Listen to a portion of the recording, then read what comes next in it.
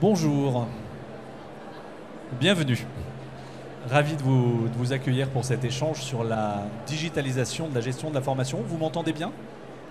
Super, merci pour l'interaction. Je vous propose, alors le sujet de la digitalisation, je vais juste commencer par une définition.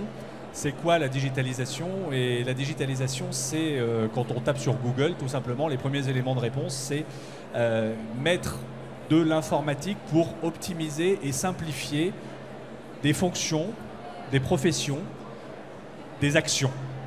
Donc là, on va parler de ça, autour de la formation, c'est-à-dire comment simplifier par la digitalisation, par les robots, par l'automatisation, la gestion de la formation. Et je parle bien de la gestion de la formation dans l'entreprise. Pour me présenter brièvement, je suis Jérôme Lesage, je suis fondateur et PDG de Place de la Formation. Place de la Formation, c'est une société qui existe depuis 17 ans dans le monde de la formation, donc qui a un bon recul sur l'activité formation des entreprises et de l'écosystème, et qui a eu 3 phases de vie. Une première phase de vie où nous étions courtiers en formation, c'est-à-dire que nous avons aidé des entreprises à trouver dans le maquis de l'offre de formation la bonne offre de formation. Donc ça, c'est le métier de courtier que nous avons inventé de toutes pièces. Et puis les entreprises qui faisaient appel à nos services nous ont dit: vous êtes capable de me trouver une offre de formation qui m'intéresse en fonction d'un besoin. Et si vous pilotiez et vous gériez l'ensemble de mon plan de formation à l'époque, de mon DIF à l'époque également. Et donc du coup on est devenu une société d'externalisation de la gestion de la formation. Ça c'est très important dans notre histoire parce que nous avons passé 12 ans à gérer pour le compte d'autrui, pour des centaines d'entreprises, leur activité formation. Et ayant chez Place de la Formation une ADN très informatique, puisque les dirigeants viennent du monde des grandes SS2I et de l'informatique et des éditeurs au sens large, on a informatisé petit à petit notre propre métier. On a aidé les OPCA de l'époque à s'informatiser également, jusqu'à, en 2018 et surtout depuis 2020, synthétiser nos savoir-faire pour créer une plateforme de gestion de la formation et de gestion digitalisée de la formation. Et ça, c'est à nouveau une première, c'est-à-dire qu'il existe des logiciels de gestion de la formation et on va aller plus loin en intégrant la gestion administrative et logistique de la formation dans la plateforme. Et on va parler, non pas de la plateforme, on va parler de comment digitaliser la gestion de la formation. Et puis si vous souhaitez nous rejoindre pour en savoir plus, juste derrière ce stand, ce théâtre, derrière le 1, il y a le stand Place de la Formation. Si vous souhaitez venir nous voir pour en savoir plus, j'arrête mes démarches commerciales ici, on parle de la digitalisation de la gestion de la formation. Alors, pourquoi entrer dans la digitalisation? Au sommaire, on a 20 minutes, donc ça va être assez rapide. Pour quels bénéfices? Comment est-ce que je fais très concrètement? Et puis on aura le temps pour des questions-réponses si vous en avez. Aujourd'hui, un chiffre, 93% des responsables formation que nous côtoyons, soit en tant que prospects généralement ou par l'intermédiaire de nos partenaires, nous disent tous: je passe trop de temps sur la gestion administrative de la formation. Et on a une particularité, je vous vois acquiescer monsieur, on a une particularité dans la formation, et vous le savez, c'est que pour chaque action de formation unitaire, je vais devoir remettre en place tout un processus, je vous vois acquiescer également, c'est-à-dire un processus de réserver une date, d'inscrire, d'attendre une convocation, de signer une convention de formation, de récupérer des documents post-formation, etc., etc., vous le savez. Et pour chaque action de formation, que ce soit un bachelor à 40 000 € ou que ce soit une action SST à 250 €, je vais devoir refaire tout ce processus. Et aujourd'hui, ce qu'on constate, c'est que nos responsables formation, qui sont nos clients, mais aussi beaucoup nos prospects, nous disent: mais nous, on est noyés par l'administratif, on s'en sort pas, aidez-nous. Et pourquoi nous aider?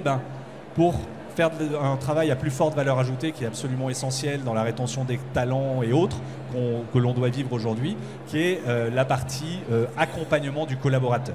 Donc, c'est un petit peu l'idée de dire, par la digitalisation de la gestion de la formation, je vais passer d'une posture de gestionnaire administratif à une posture d'accompagnant, et je vais accompagner mes collaborateurs mieux et bien sûr accompagner la transformation de l'entreprise, le suivi de mes indicateurs, qu'ils soient qualitatifs ou en termes d'évaluation ou budgétaires en termes de finances, etc. Donc ça, c'est le premier point. Le deuxième point, qui est sous-tendu d'une certaine manière, c'est l'enjeu du développement des compétences. Vous le savez, on dit qu'en 2030, 80% des métiers de 2030 n'existent pas encore. Donc ça veut dire qu'on va être face à un tsunami de nécessité de formation. Donc ça veut dire quoi? Ça va encore aggraver le problème. Donc ça veut dire qu'il faut que je passe à la digitalisation rapidement pour être prêt à gérer le tsunami qui arrive et qui est naturel et qui va s'accélérer. Vous le savez, avec l'intelligence artificielle, on va créer de nouveaux métiers, avec plein d'autres choses, on va créer de nouveaux métiers. Et donc c'est un vrai sujet, l'enjeu du développement des compétences, donc se libérer de l'administratif pour pouvoir être plus au contact du collaborateur et de la pédagogie et de la gestion de la formation, mais plus augmentée, on va dire. Et puis un élément essentiel aujourd'hui qui est la data, la donnée, vous le savez. On a besoin de données pour réfléchir, on a besoin de données pour analyser.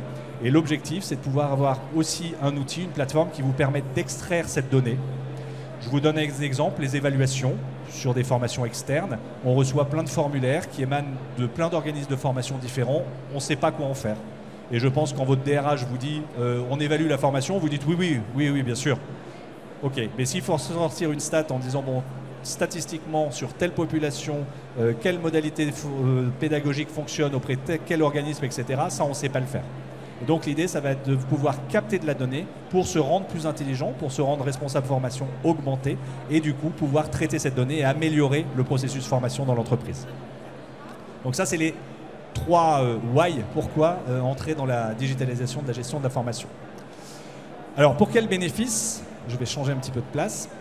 Pour quels bénéfices? Eh bien, on a des bénéfices très forts dans la digitalisation de la formation. Vous avez ici sur la gauche la gestion de la formation manuelle. On l'a dit tout à l'heure, il y a énormément de tâches répétitives dans la formation. Je ne vais pas toutes les lister, mais recueillir les besoins, arbitrer le plan, recenser les OF, déclencher des commandes, suivre les commandes, attendre la convocation, la convention, signer la convention, l'archiver, etc., etc. Tout ça, ce sont des tâches manuelles, extrêmement lourdes et répétitives, on l'a dit tout à l'heure, par action de formation. Et puis, on verra les moyens après, mais on est capable, on le voit, en orange, c'est tout ce qui peut être automatisé. C'est là où on peut mettre donc l'informatique au service de l'efficacité. Donc toutes ces parties orange, le recueil de besoins, le déclenchement des commandes, le suivi, va pouvoir être automatisé. Et on se rend compte d'une chose, je vous disais tout à l'heure, on fait par la digitalisation du responsable formation en responsable formation augmenté. Eh bien, on va se rendre compte que ce qui reste en bleu, ce sont les tâches stratégiques, finalement. Donc, l'idée de la digitalisation, c'est d'automatiser toutes les tâches répétitives. C'est un grand classique, hein. L'automatisation est là pour automatiser les tâches répétitives. L'informatique est faite pour automatiser les tâches répétitives, pour se recentrer sur mes tâches à faible valeur ajoutée. Et là, on retrouve l'accompagnement collaborateur, on retrouve les échanges, on retrouve les analyses, on retrouve des décisions. Les moyens, rapidement. On peut aujourd'hui, dans les plateformes, aller aspirer les contenus des organismes de formation, quels qu'ils soient, pour avoir en temps réel les contenus des organismes de formation dans mon propre catalogue. Et on va le voir après, le catalogue, c'est le nerf de la guerre pour connecter les acteurs. On va pouvoir diffuser auprès des salariés et managers, notamment pour le recueil de besoins, des offres de formation, pour que ceux-ci puissent se positionner avec bien sûr des workflows de validation. On va pouvoir, par le caractère collaboratif d'une plateforme, interconnecter les écosystèmes, c'est-à-dire les personnes, les acteurs de l'écosystème. L'organisme de formation va agir directement sur la plateforme. Ça vous évitera qu'il vous envoie quelque chose, un mail, un document, une information, pour que vous le mettiez sur la plateforme. Donc, ouvrons en collaboratif, que ce soit côté externe, organisme de formation, et bien évidemment côté interne, manager, salarié, qu'on va connecter sur la plateforme également. Donc, la logique du collaboratif est essentielle, puisque chacun va faire l'action qu'il a à faire. Et du coup, ça va faire avancer un peu comme au rugby, le ballon jusqu'à ce qu'on marque l'essai et qu'on le transforme. Et puis, bien sûr, les robots. Les robots à 2 niveaux, à la fois des robots de relance. Vous savez tous que relancer une convocation, relancer un organisme de formation, c'est notre quotidien, hein, c'est en permanence. Eh bien, ça peut être automatisé, puisque les robots savent dire j'ai pas tel doc dans tel dossier, donc je vais relancer automatiquement l'organisme de formation. Ça, c'est 80% de temps gagné, on va le voir sur la gestion administrative. Et puis des robots de contrôle de cohérence. J'ai une facture qui est remise par un organisme de formation dans la plateforme d'un montant de 7 900 €. Est-ce que ma commande est bien de 7 900 €? Le robot, il sait que il sait quel est le montant de ma commande, elle a pu être modifiée, mais globalement, il ne va pas accepter une facture qui soit différente. Ça évite plein de contrôles de cohérence qui vont vous mâcher le travail pour pouvoir, vous, encore une fois, faire l'essentiel. Alors, maintenant, on va rentrer dans le comment. Je vérifie l'heure puisque ça tourne vite. On est à la moitié de l'échange. Une petite phrase: pour que les mondes se rencontrent, il faut les relier. On connaît ça dans l'histoire, dans la géographie qu'on apprend depuis le plus jeune âge. L'idée, là, dans la digitalisation, c'est de dire quel est le point commun à l'ensemble des acteurs de mon écosystème. Les acteurs de mon écosystème, c'est bien sûr le responsable formation, c'est l'organisme de formation, ce sont les salariés et managers. Quel est le point commun de tous ces acteurs? Qu'est-ce qui les rassemble? Eh bien, c'est le catalogue. Alors, quand je dis catalogue, ce n'est pas forcément un sujet figé, ad vitam. C'est un catalogue vivant, c'est un catalogue que vous administrez, c'est un catalogue connecté aux organismes de formation, comme on le disait. L'organisme de formation change une session, change une date, change un prix. Ça arrive dans votre catalogue. Il faut interconnecter, hein, c'est le collaboratif. Et donc, le point central qui relie les acteurs de l'écosystème, donc si on veut les relier et les faire se rencontrer dans la digitalisation, c'est le catalogue. Donc ça, c'est vraiment l'idée de dire quel est le point commun à tous et du coup, où est-ce que je les fais converger. Ça, c'est le premier élément du comment. Donc créer un catalogue, je répète, hein, ce n'est pas un catalogue figé, ce n'est pas un catalogue basé sur une modalité, ça peut être du présentiel, ça peut être du distanciel, ça peut être du LMS, puisque le LMS peut supporter un catalogue, ça peut être toute bibliothèque de contenu, ça peut être du LinkedIn, ça peut être vraiment tous les canaux de formation que vous souhaitez, inclus le présentiel auprès des organismes de formation physiques et traditionnels, inclut votre formation interne que vous allez créer vous-même pour vos propres collaborateurs. Deuxième sujet, la logique de workflow. Ça, c'est très important. J'ai pris l'image rugbystique tout à l'heure. Au rugby, chacun a son poste et puis on passe à l'autre qui va faire le travail pour, encore une fois, marquer l'essai. Là, c'est un petit peu la même chose. Donc, on a un exemple de processus ici. C'est un exemple de workflow, on n'est pas obligé de prendre celui-ci, mais qui va pouvoir dire que le salarié va être à l'origine de la demande de formation. C'est oui ou non, hein, ce n'est pas obligatoire. Cette demande de formation, elle peut venir des entretiens en interconnectant aussi les outils SIRH que vous avez déjà en place. Ça peut être des campagnes de recueil, ça peut être tout ce qu'on veut, mais on peut imaginer que le salarié fait sa demande de formation. L'étape suivante, ça peut être que le manager la valide. Donc là, il y a déjà une étape qui est franchie avant que ça arrive chez vous. Et quand ça arrive chez vous, bon, on sait que le salarié veut suivre cette formation, qu'il en a parlé avec son manager, que le manager a validé. C'est un exemple. Troisième étape, c'est vous, c'est le responsable formation, c'est nous, c'est-à-dire je donne le go et je déclenche la commande auprès de l'organisme de formation. Quatrième étape, l'organisme de formation en collaboratif, on le disait tout à l'heure, je vais le solliciter pour que lui puisse recevoir la commande, encore une fois en automatique, hein, depuis le catalogue, puisse recevoir la commande, qu'on attende sa validation, que les robots sachent le relancer s'il n'a pas validé, que les robots sachent le relancer si je n'ai pas reçu la convocation à la formation, si elle n'est pas arrivée. Donc ça, c'est facile pour les robots, hein, gérer ça, jusqu'à ce que le robot me tape sur l'épaule en disant voilà, je suis à 2 jours de la formation, j'ai toujours pas la convocation, il faut que vous fassiez quelque chose. C'est-à-dire que les robots vont vous permettre de faire 80% du chemin, et un peu plus en réalité, c'est plutôt 90%, mais on va rester modeste à 80%, et puis le robot va savoir vous dire aussi là, j'y arrive pas, et donc je vous passe la main pour vous décrocher votre téléphone, vous envoyer un mail à l'organisme de formation. Donc l'organisme de formation transmet les documents en amont et en aval de la formation. Donc en amont, c'est la convention. La convention, je la signe en ligne. Elle vient s'archiver dans le dossier. C'est la convocation. La convocation part directement au bénéficiaire, copie qui on veut. Et puis le bénéficiaire se rend à la formation. Alors quand je dis se rend, encore une fois, ça peut être du digital. Hein. Ça peut être j'ouvre un accès sur une formation digitale, sur un LMS. Et puis au terme de la formation, eh bien, je vais récupérer les informations post-formation. C'est de l'émargement, c'est de l'évaluation, c'est une attestation, c'est un diplôme, c'est un certificat de réalisation, c'est une facture, etc. Donc tous ces éléments-là vont être remis dans la plateforme par l'organisme de formation, en amont et en aval. Vous le voyez là, chacune des étapes unitaires est automatisée et contrôlée surtout, et du coup vous n'avez plus à le faire, je redis, jusqu'à ce que le robot vous dise là je suis impuissant, il faut m'aider. Et puis enfin, on peut tout à fait imaginer que la facture que vous avez validée, vous, passe directement au service comptable, vous l'avez validée, ou qu'elle aille directement vers quelqu'un qui est en charge de la validation. Et puis on peut même aller un petit peu plus loin sur la facture. On appréciait beaucoup la subrogation des OPCA et un petit peu des OPCO. Et donc on peut aussi, dans le système, avoir une facture unique, c'est-à-dire avoir un outil qui transforme toutes les factures reçues et validées par vous unitairement, donc reçues des organismes de formation et validées par vous, en une seule facture mensuelle que vous allez payer à, par exemple, Place de la Formation, à la plateforme, et ensuite les paiements vont être répartis sur les organismes de formation.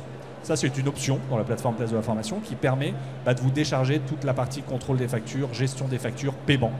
Et ça peut être très utile quand vous avez du volume. Ce n'est pas obligatoire. Encore une fois, là, rien n'est obligatoire. On va brancher ou débrancher des workflows qui vont vous donner plus ou moins d'autonomie et plus ou moins de place au robot.